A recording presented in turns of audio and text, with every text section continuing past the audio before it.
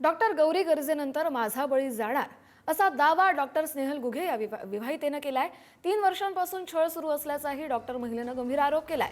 नवऱ्याचे विवाहबाह्य संबंध आहेत, मारहाण करून 11 महिन्यांपासून नवरा बेपत्ता आहे असाही आरोप स्नेहल घुगेनं केलाय। नणंद योगिता सानप यांच्याकडूनही छळ होतोय, मारहाण केल्याचाही डॉक्टर महिलेनं दावा केलाय। सानप भाजप कार्यकर्त्या, त्यामुळे आमदार नारायण कुचे कुटुंबाला पाठीशी घालतात असं देखील त्या म्हणतात। राजकीय कनेक्शन असल्यानं पोलीस गुन्हा दाखल करत नसल्याचा आरोप देखील स्नेहल घुगे यांनी केलाय। तर भाजप नेत्या चित्रा वाघ यांच्याशी संपर्क केला, त्यांनीही मदत केली नाही असं देखील स्नेहल घुगे यांनी सांगितलंय। आमदार नारायण कुचे, चित्रा वाघ यांनी महिलेचे आरोप मात्र फेटाळून लावले। नारायण कुचे यांच्याशी संबंध नाही, नणंद योगिता सानप यांना कुटुंबानं दावा केलाय। स्नेहल घुगे पोलिसात तक्रार दाखल करत नाहीत, वाघ आणि पोलिसांनी अशीही माहिती दिली आहे।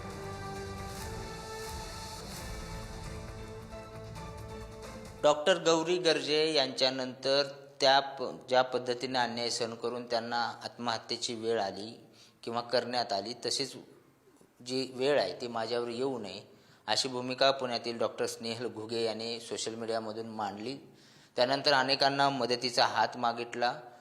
भाजप कार्यकर्त्या चित्रा वाघ असतील, त्याचबरोबर अनेक राजकीय लोकसुद्धा यामध्ये त्यांनी सांगितलं, काही आमदारांचंही नाव घेतलं, मात्र त्यांना न्याय मिळाला नाही। मात्र आज चित्रा वाघ यांनी आपली भूमिका स्पष्ट केली। त्या म्हणाल्या की स्नेहल घुगेंना मी ओळखत नाही, माझा त्यांचा कधी संवाद झाला नाही। डॉक्टर स्नेहल घुगे आपल्यासोबत आहेत। मॅडम, नेमकं तुमच्यासोबत काय प्रकार घडला होता? काय असं तुम्हाला वाटतंय की तुमच्यावर गौरीसारखी वेळ? सर, मी खूप प्रयत्न केला सुरुवातीला सगळ्यांना भेटण्याचा, आधी माझ्या लेवलवरती केला, नंतर मी सगळ्यांना भेटण्याचा ॲप्लिकेशन केले। माझ्याकडे प्रत्येक ॲप्लिकेशनच्या रिसिव्ड आहेत। मी हर्षदा फरांदे म्हणून मॅडम आहेत, आपल्या अध्यक्ष आहेत पुणे जिल्ह्याच्या, त्यांचा नंबर भेटला। मी ऑफिसमध्ये गेले, त्यांचा नंबर घेतला, तर त्यांनी मला चित्रा वाघ मॅडमशी त्यांनी माझ्या सगळ्या गोष्टींबद्दल डिस्कशन केलं। मी स्वतःहून हे चित्रा वाघ मॅडमला सांगू इच्छिते की मॅडम, मी कधीही म्हणले नाही की मी तुम्हाला समोर भेटले किंवा मी तुमच्याशी समोर कॉलवरती बोलले। जे काही आपलं डिस्कशन झालं हे हर्षदा फरांदे मॅडमच्या थ्रू पण झालेलं आहे आणि हे स्वतः चित्रा वाघ मॅडम पण बोललेले आहेत।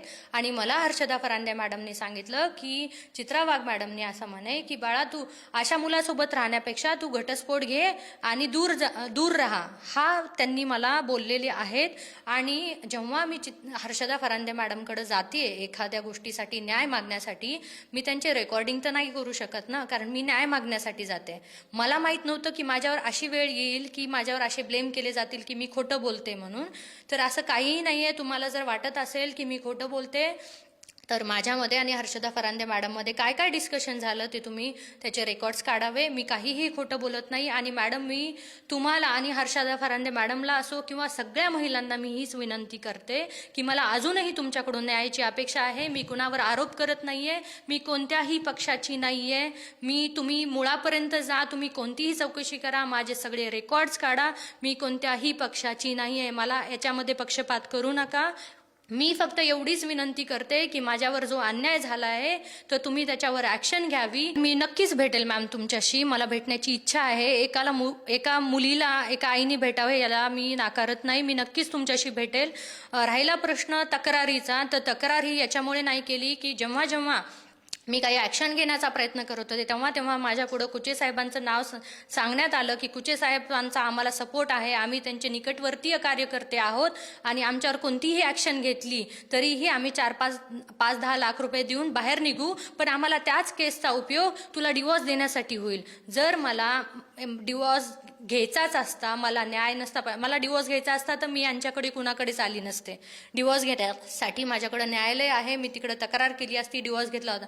माझी एवढी सगळ्यांना विनंती, माझी चूक नसताना मला डिवोर्सची कुणीही सल्ला देऊ नये। आणि अजूनही मी सगळ्यांकडून हीच अपेक्षा करते, चित्रा वाघ मॅडमकडून पण अपेक्षा करते की मॅडम, मला या गोष्टीमध्ये न्याय द्यावा।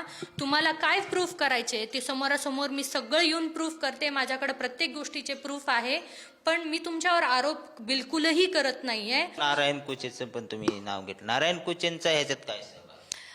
नारायण कुचेंचं सुरुवातीला जेव्हा त्यांनी नाव घेतलं, खरं सांगू मला कुचे साहेब कोण आहेत ते माहीत नव्हतं। जेव्हा माझ्या नंदेने ती धमकी दिली त्यावेळेस मी शोध काढला की हे कुचे कोण आहेत ज्यांच्या नावाने मला दरवेळेस धमक्या दिल्या जातात।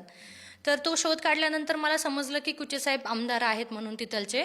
मग मी त्यांच्या PA चा नंबर काढण्याचा प्रयत्न केला. माझ्याकडे रेकॉर्डिंग पण आहे PA ची, ज्याच्यामध्ये मी त्यांना बोलले की सर असं असं हे लोक कुचे साहेबांच्या नावाने मला धमक्या देतात, तर मी कुचे साहेबांबद्दल ऐकले ते महिलांना मदत करतात म्हणून, तर मला सरांशी भेटायचं आहे, माझं बोलणं करून द्या सरांशी की असं असं तुमचं नाव घेतात.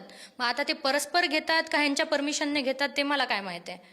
मग त्यासाठी मी भेटण्याचा प्रयत्न केला. त्यांना बोलले पण की मला सरांची मदत पाहिजे, ते महिलांना मदत करतात आणि ते त्या एरियाचे आमदार म्हणल्यानंतर मी मदतीला त्यांच्याकडेच जाणार. व्हिडिओ जर्नलिस्ट निखिल करंदीकरसह बालाजी पोद्दार, पुढारी न्यूज, पुणे.